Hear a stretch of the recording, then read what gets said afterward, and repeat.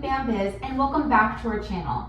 If you're an estate planning or elder law attorney who's been running workshops or consultations, whether in person or online, you're already doing the hard part. You're showing up for your community, educating folks, and making those first connections. But one of the biggest things we hear from attorneys is this: I know I should be following up with people, I just don't know what to say.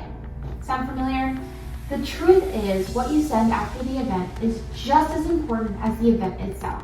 If someone showed up, even virtually, you've already gotten their attention. A thoughtful follow-up email could be the difference between someone ghosting your firm and someone becoming a client. So let's walk through what to send, when to send it, and how to keep the door open, especially if you're not ready to commit right away. First up, you want to send a thank you email within 24 hours of the workshop. Keep it short and keep it warm. Thank them for attending, give a quick reminder of what they learned, and let them know that your firm is here to help when they're ready. And of course, make it super easy to schedule a consultation. Just drop a simple link or a button. You don't need to write a novel. The goal is to stay fresh in their mind and make the next step feel easy. Then, a few days later, send a follow-up that offers something helpful without asking for anything. Maybe it's a PDF guide related to the workshop topic, maybe it's a short video answering a common question, or even just a checklist to help them take their next steps. You're not pushing. They'll remember that. You're being helpful and staying top of mind. Now, not everyone is going to move forward right away, and that's totally normal, but that doesn't mean you disappear. Try a gentle check-in a week or two later. Something like, just checking in, or we're here if you have any questions. You could even share a quick story about someone who was glad they finally moved forward.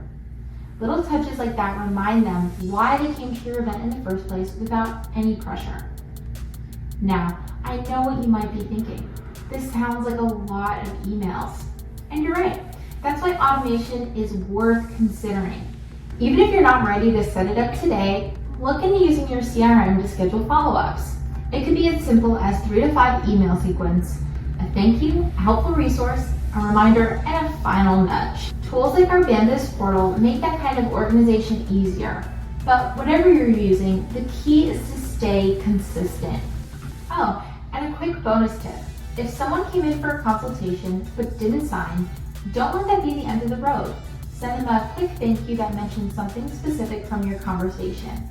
Maybe one more helpful resource, and check in again in a week or two. They reached out for a reason. You might just need to remind them why. So, if you've ever found yourself staring at a blank screen wondering what to send after an event, hopefully now you've got a better plan. And if you want help putting together messages that actually convert, that's exactly what we do. Schedule a free 15-minute call with our team at bambiz.net and we'll walk you through it.